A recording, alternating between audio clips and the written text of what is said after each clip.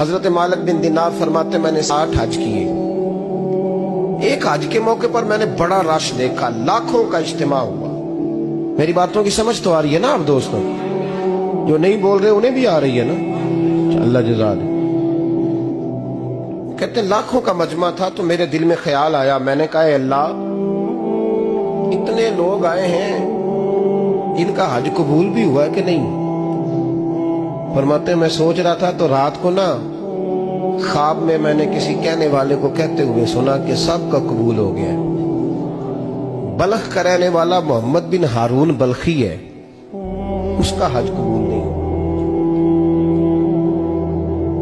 फरमाते शहरों के अलग-अलग खेमे लगते थे। अब भी आप हज करने जाए तो पाकिस्तानियों की रिहायशें अलग होती हैं, इंडियन की अलग, बांग्लादेश के अलग, मिस्री, यमनी, सब लोग अलग अलग रिहायशें होती हैं, झंडे लगे होते हैं मुल्कों के।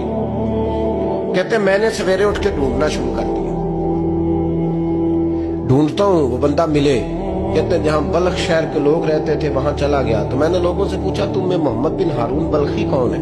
लोग कहने लगे वो तो बड़ा नेक आदमी है, परहेजगार है, बड़े भोले भाले, बड़े अल्लाह वाले, रियाज आपको बस हम ही जानते, वो तो बड़ा नेक है, परहेजगार आदमी। तो मैंने कहा अच्छा कहाँ है? उन्होंने कहा पहाड़ के पीछे उसने खैमा लगाया हुआ है, सारी रात इबादत करता है, सारा दिन रोजा रखता है, कायमुल लैल है, साइमुद दहर है। क्या बात? फरमाते मैं उन लोगों की बात सुन के हैरान हो गया कि मुझे क्या बताया गया, ये क्या कह रहे हैं? फरमाते मैं पहाड़ के पीछे गया। हज़रत मालिक बिन दीनार अलैहि रहमा फरमाते हैं जब मैं वहां पहुंचा तो मैंने उस शख्स को मुसल्ले पे बैठे देखा। कसरत इबादत के आसार उसके वजूद पर नजर आ रहे, सीधा बाजू उसका कटा हुआ था। फरमाते 2 रकते मुकम्मल करके ना मैंने उसे अस्सलाम वालेकुम कहा तो मुझे कहने लगा वालेकुम सलाम, आप मालिक बिन दीनार हैं? मैंने कहा बड़ी इसकी फिरासत है। फरमाते फिर उसने ठंडी सांस ली, कहने लगा आपको ख्वाब आई होगी कि मेरा हज कबूल नहीं। फरमाते मुझ पर और बिजली गिरी कि क्या कह रहा? मैंने कहा यार लोग भी तेरी तारीफ कर रहे हैं और तेरी बसीरत भी बड़ी है, तो ये माजरा क्या है? कहने लगा आप ना पूछे। ये कह के उसने रोना शुरू किया, देर तक रोता रहा। मैंने कहा नहीं यार तू बता। कहने लगा नहीं आप ना पूछे, आप नाराज हो गए। मैंने कहा मैं नहीं होता, तू बोल ना।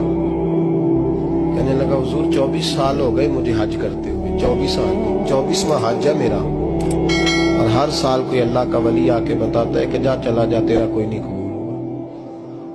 बेपरवाही वेख सज्जन दी जिथे किसे दी पेश न जावे, उन्हें ताजा माले दर दर रोले ते मंगतियां तख्त बिठावे, आजम किसे नु कारा मिलदा ही कोई काबे खाली आवे। कहते हैं उसने मुझे कहा हुजूर 24वां हज है, हर साल कोई बताता है। मैंने कहा तेरी गलती। कहने लगा मैं अपनी माँ का नाफरमान। मैंने कहा वाकया क्या हुआ? कहने लगा हजरत अल्लाह ने मुझे दौलत दी, माल दिया, जमीनें दी तो मैं अय्याश हो गया। इमाम मालिक बिन दीनार रहमतुल्लाह अलैह फरमाते हैं मुझसे कहने लगा पैसे आए तो मैं अय्याश हो गया। रमजान का महीना था, असर के बाद मेरी अम्मा इफ्तारी की तैयारी कर रही थी, मैं गया, मैंने कहा शराब पी हुई, अम्मा रोटी दे। अम्मा कहने लगी शर्म कर, शर्म कर, रोजा रखा नहीं तो जिन्होंने रखा है उनका तो ख्याल कर। कहते अम्मा की बात का मुझे गुस्सा लगा। मैं कहा करता हूं बदनसीब है वो बेटा जिसका बाप उससे बात करते हुए डरता है कि पता नहीं कहां से बोलेगा।